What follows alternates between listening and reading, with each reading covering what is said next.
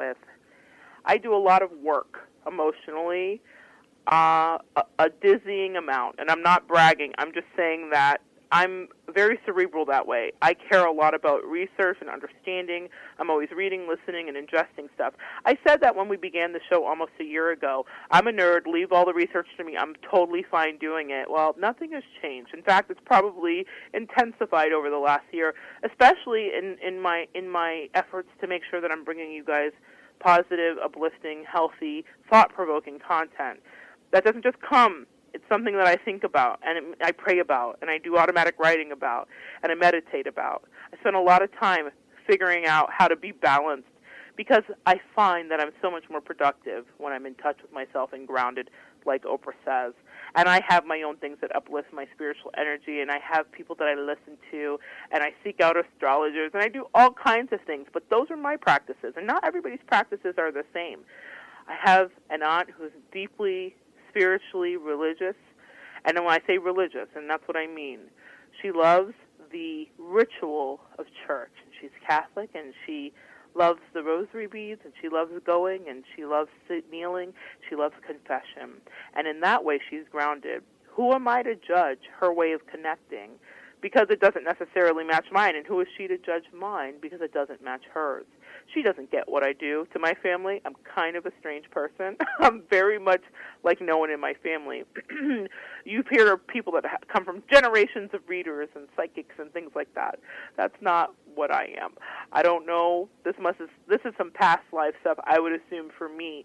But for my family, they don't get it, but they love me and they accept that I do work. And I tell her, you love what you do. Sweet aunt, you love what you do. And so this is how she grounds herself. That's why I tell you about this. And I make no bones about it. I think it's beautiful because she finds peace and solace and connection to the universal source in that.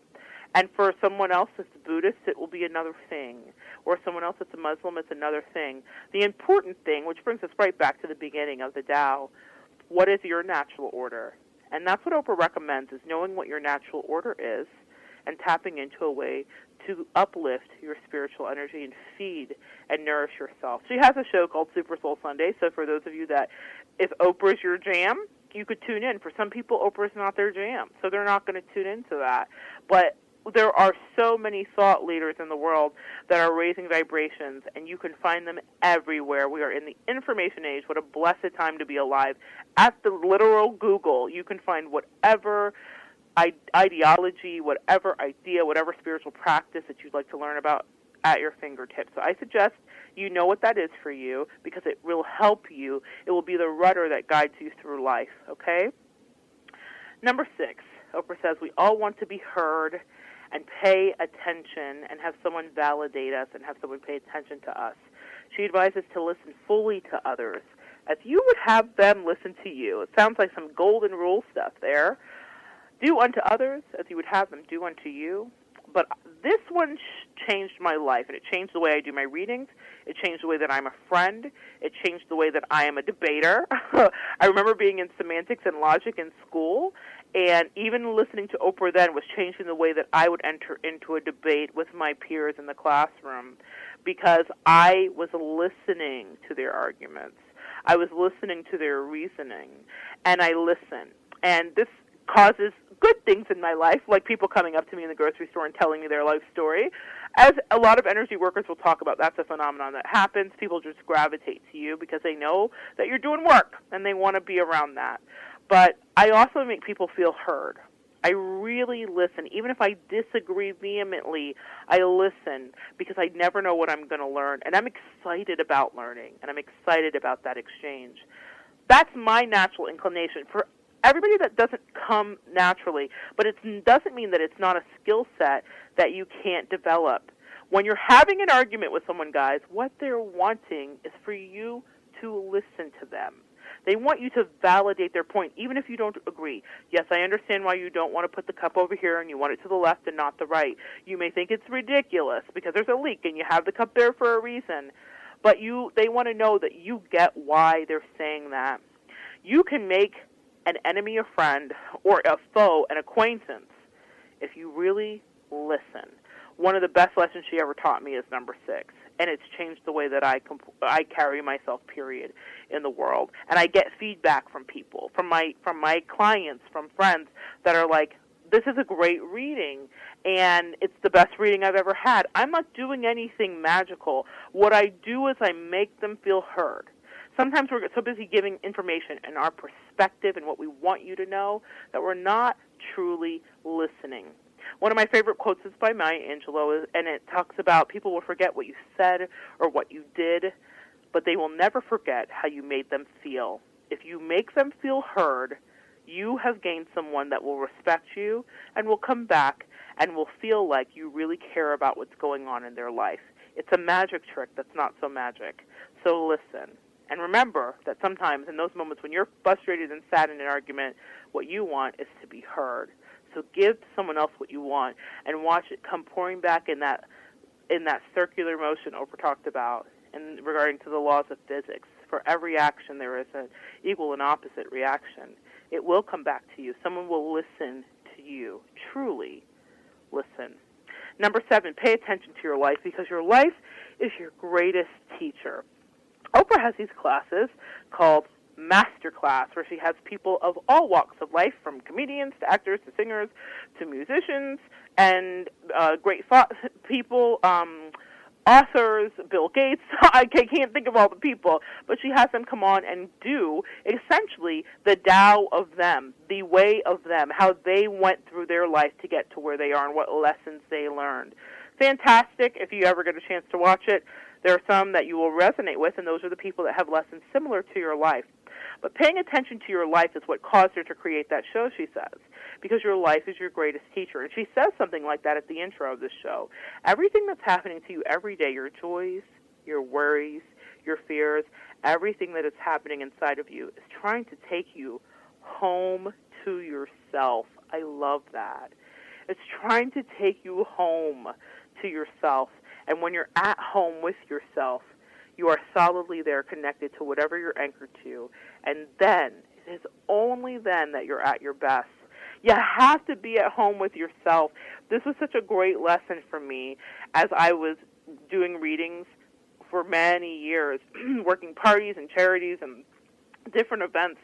And I had people, well-meaning people, like we talked about at the top of the show, who advised me to become a character, like a Miss Cleo character. Now, I happen to be of West Indian descent. I could probably pull off the accent. I happen to wear head wraps sometimes just because I like to when my hair is in an afro.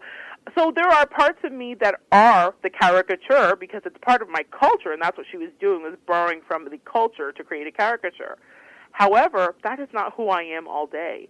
I'm more apt to wear a little bling than I am a head wrap every day, and if my head wrap's on, it's got bling in it. So that's who I really am, and I was very uncomfortable with these people advising me to further my career by becoming this lovable character. Well, I'm Monette, and that's all that I can be. And sometimes that comes with truth, and sometimes it comes with too many words. Sometimes it comes with great advice, and sometimes it comes with egoic delusion because I'm human. But I couldn't be something that I wasn't.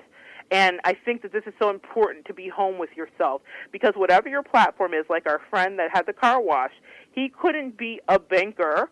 He had to be who he was. And in that moment, who he was a car wash guy with a big heart. And that was more than enough for our community. He was so loved. He's so loved. He still lives. He's so loved because he was just kind. He didn't try to put on some schmaltzy accent. He didn't try to do anything else. He just was who he was. So, and here's the truth. You can only hold your breath for so long. So if you're sort of pretending and putting on airs and posturing, you will be found out. I couldn't be that character Monette that they wanted me to be, even though they meant well. Because I had to be me, because at the end of the day, I would be found out if I wasn't. Be your authentic self. So that's a great lesson.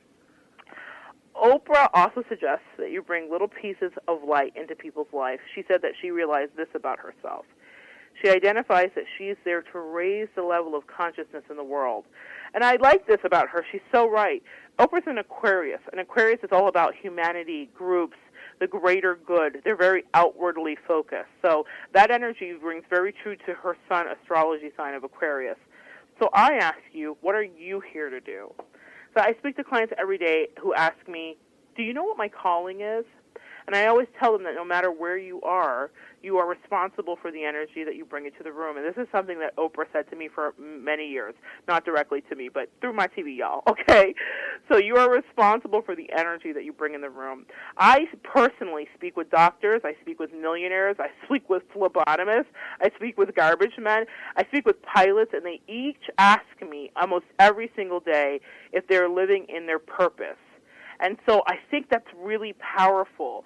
I understood and heard Oprah talk about this all my life, but now that I work with clients and have for many years, I realize, we all want to know what we're here for.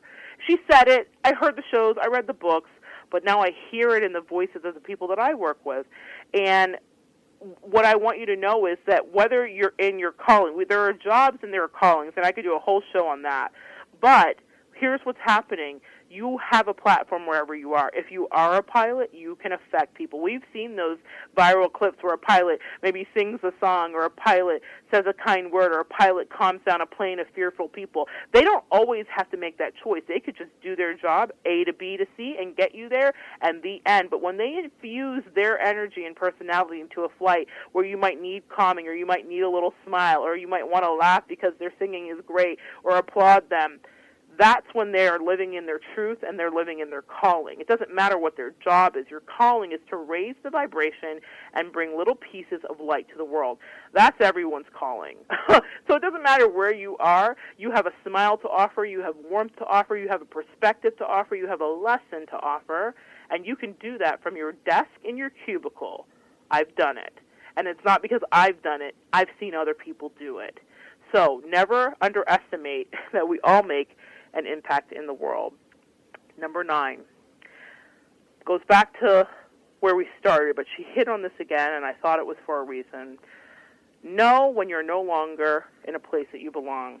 She talked about how she went to her kindergarten teacher, Oprah was real smart young, and said she did not belong there, and she proved it to her teacher, and she ended up jumping several classes. She says, I don't belong here. And the teacher said, what do you mean, Oprah Gail? She says, I know big words. I know words like Nicodemus and elephant. And the teacher said, well, do you know how to say those words? Do you know how to spell those words?